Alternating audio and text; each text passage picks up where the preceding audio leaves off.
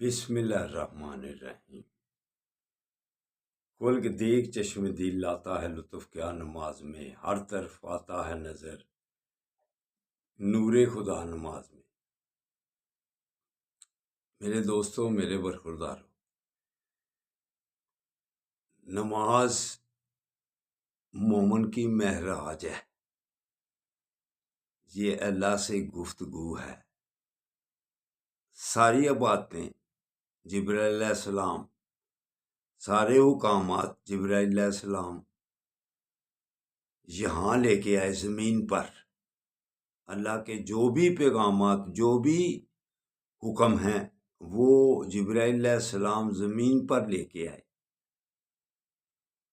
لیکن نماز ایک ایسا تحفہ ہے جو آقا صلی اللہ علیہ وآلہ وسلم جب معراج پر گئے تو اللہ تعالیٰ نے یہ تحفہ آقا صلی اللہ علیہ وآلہ وسلم کی امت کو تحفے کے طور پر دیا۔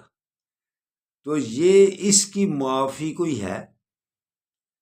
اس میں ہم کیوں سستی کرتے ہیں؟ یہ اللہ کی طرف سے معراج ہے مومن کے لیے، لیکن اس میں بھی ہم سستی کرتے ہیں۔ جو نماز کے بغیر زندگی گزار رہا ہے وہ بیماریوں کی طرف جا رہا ہے، پریشانیوں مصیبتوں کی طرف جا رہا ہے۔ ویسے ہم یوگا ٹائپ کی ایکسرسائز کرتے ہیں، ویسے ہم معدے کے لیے بہت کچھ کرتے ہیں، لیکن اگر 5 وقت کی نماز ادا کی جائے نا تو یہ ایکسرسائز بھی ہے اور سب سے اہم عبادت بھی ہے۔ مسلمانیت کا پتہ اس سے ہی چلتا ہے۔ اگر آپ نے روزہ رکھا ہوا تو کیا پتہ چلتا ہے کسی کو اس نے روزہ رکھا ہوا ہے کہ یہ روزے کے بغیر ہے؟ زکوٰۃ دیتے ہو، جو 5 ارکان ہیں اسلام کے، ان میں اگر آپ نے کلمہ شریف پڑھا ہوا ہے تو کسی کو کیا پتہ ہے یہ مسلمان ہے کہ کافر ہے؟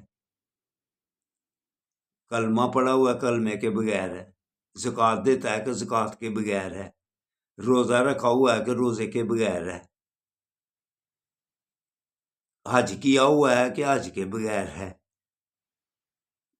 کس وقت پتہ چلتا ہے کہ یہ مسلمان ہے؟ جب اللہ اکبر کی آواز آئے تو وہ اٹھ کر مسجد کی طرف جاتا ہے تو لوگوں کو پتہ چلتا ہے یہ ہے مسلمان۔ ویسے تو سارے ارکان جو ہیں اسلام کے وہ چھپے ہوئے ہیں، ظاہر کیا ہے؟ نماز۔ تو اس لیے مسجد کی طرف جانا پڑے گا، تب اللہ معاف کرے گا، وگرنہ قیامت والے دن جب اللہ کہے گا میرے سامنے سجدہ کرو، جھکو، تو آپ کے جسم میں، ہمارے سب کے جسم میں اگر ہم نے عادت یہ ڈالنے سے پیچھے رہے تو کیا ہوگا؟ تختہ فٹ ہو گیا ہوگا، ہم اللہ کے سامنے بھی جھکنے سے پیچھے رہیں گے۔ تو آج ہی اپنے آپ کو گردنوں سے سریا نکالو اور جسم سے تختہ نکالو تاکہ آپ کو جھکنے کی عادت پڑ جائے، تب بات بنے گی، وگرنہ